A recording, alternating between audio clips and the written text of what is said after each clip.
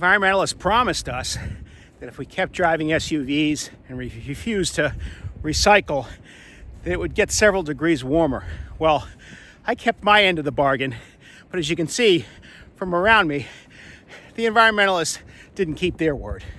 I woke up this morning to a rather massive blizzard that had started last night that has engulfed most of the Northeast, and headlines that prove to me that either God or maybe the Supreme Court has a sense of humor.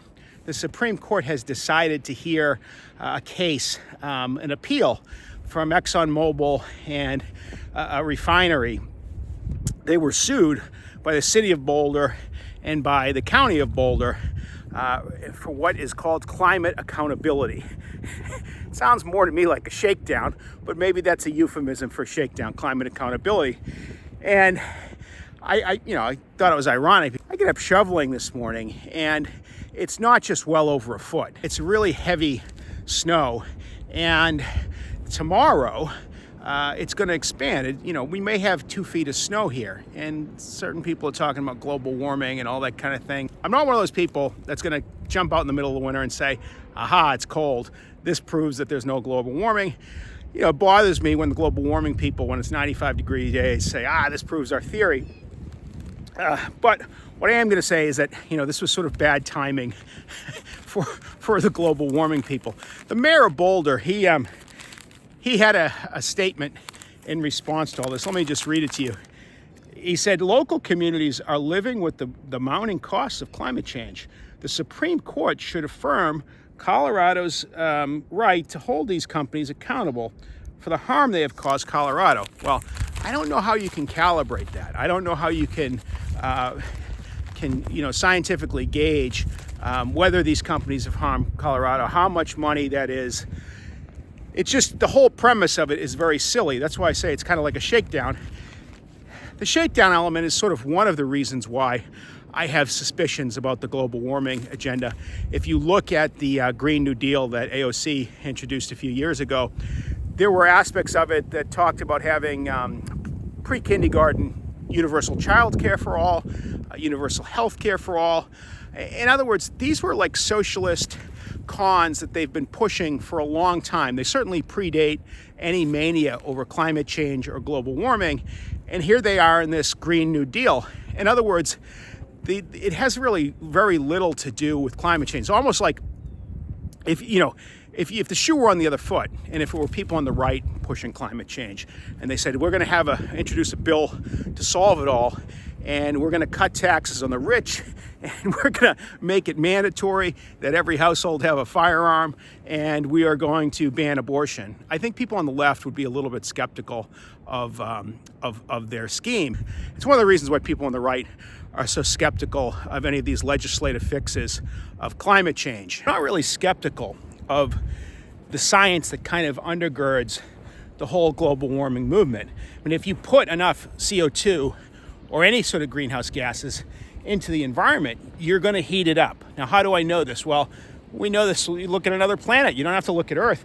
You think about Venus. Venus's atmosphere is more than 96% carbon dioxide. And on Venus, the temperature, from what I understand, I've never been there, but it gets to like 850 degrees. I would, submit to you that's sort of case closed on the whole idea behind it. The idea that, you put enough CO2 into the atmosphere, you're going to heat up the climate. Whereas carbon dioxide makes up 965,000 parts per million of the atmosphere of Venus. On Earth, it makes 427. That's not 427,000, that's 427. So there's a big difference between 427 and 965,000.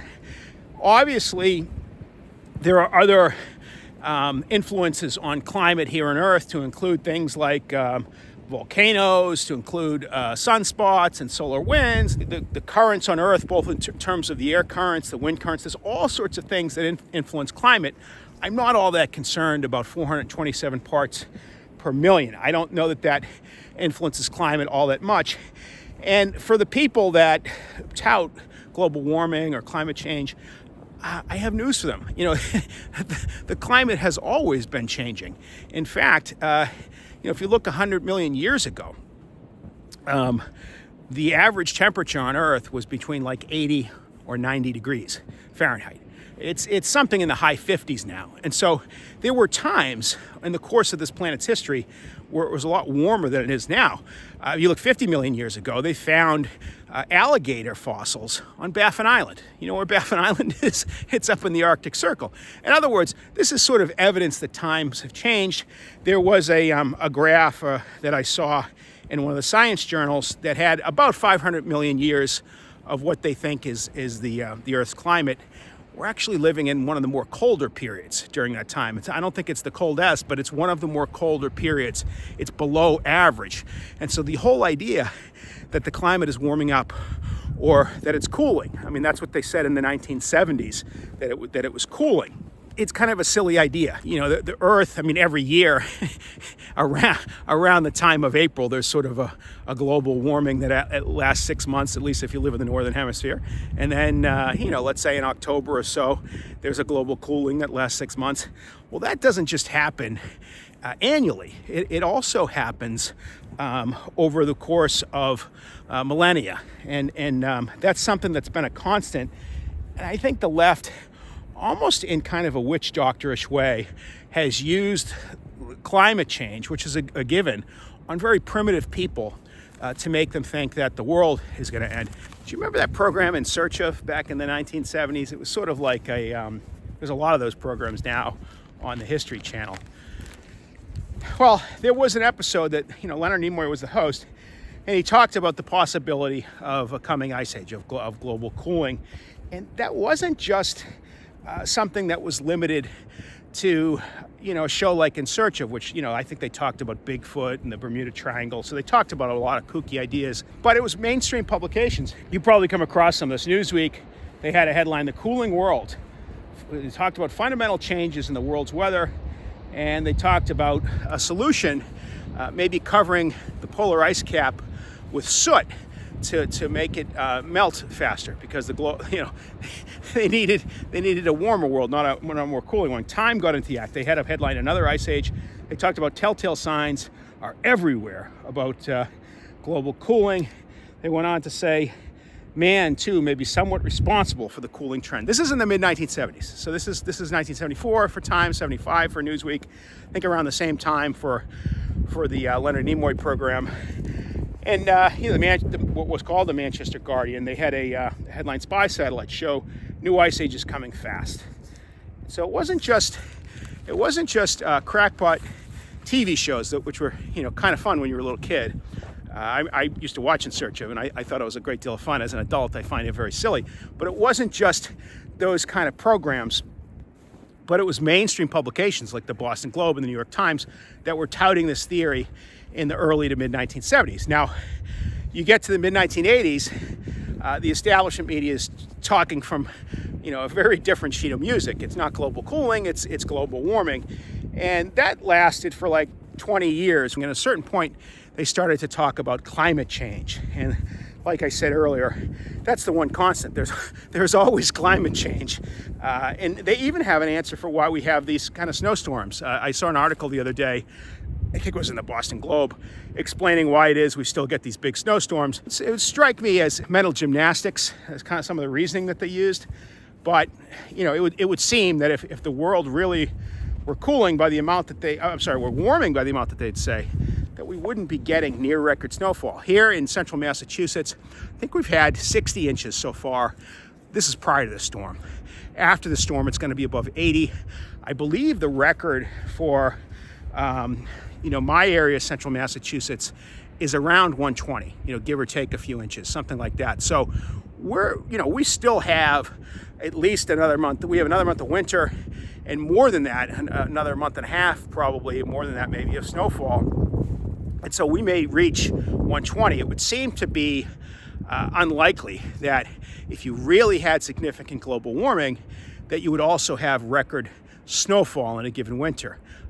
Those two things don't seem to go together. So again, anecdotally, there's some other place in the country or in the world that's probably unseasonably warm at this time. It just so happens that in this neck of the woods, it's been a very cold and brutal winter. I'm actually in Massachusetts right now. Up in Vermont, the cabin is kind of no man's land. I could get to it, but it would be such a pain in the neck to go through all that snow to get to it, that I won't be there for a few weeks. I was hoping, okay, we're going to have a few weeks of melt. I'll take a few weeks off of the cabin, and I'll get up there. There'll be less snow. That's not what's happening. We're having addition of snow and not subtraction. You don't even have to go as far back as Leonard Nimoy on In Search of, or Time and Newsweek, to find examples of environmentalists offering kind of scare stories to the public to get them to sort of change in certain ways. Think about Al Gore. Inconvenient Truth. He talked about the snow disappearing entirely from Mount Kilimanjaro, and it was going to do this by 2016. Well, here we are in 2026. There's a lot more snow on the top of Mount Kilimanjaro than there is here in central Massachusetts. So one of the reasons I'm skeptical of these lawsuits is that they don't get the science right.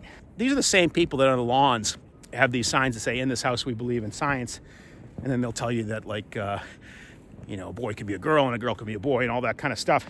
So I don't really put a lot of faith into these people, even if I believe the underlying idea that added CO2, does have an effect on the climate. I just don't think we have a lot of CO2 in our atmosphere to have much of a difference. But Al Gore and all these other people show you, Paul Ehrlich, there's a track record of these people just getting it wildly wrong to try to scare people into doing what they want. And they usually have a policy program to go with it.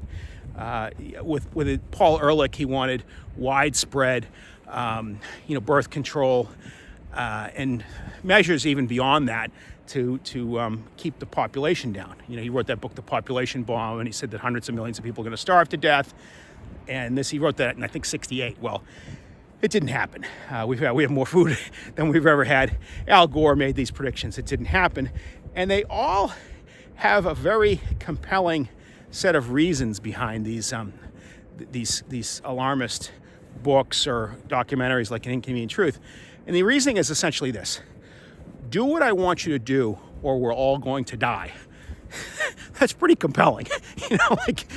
Okay, maybe we should do what he wants us to do, because in that case we'll live. But if we don't do, there's a chance that we'll die. I don't think there's a chance that my kids or my grandkids are going to succumb to global warming. But I think if I stay out in this blizzard any longer, which is even though the snow is dying down, if I stay out here much longer, my survivability chances they're going to go down. So, au revoir. Thank you for joining me. And as always, please like and subscribe.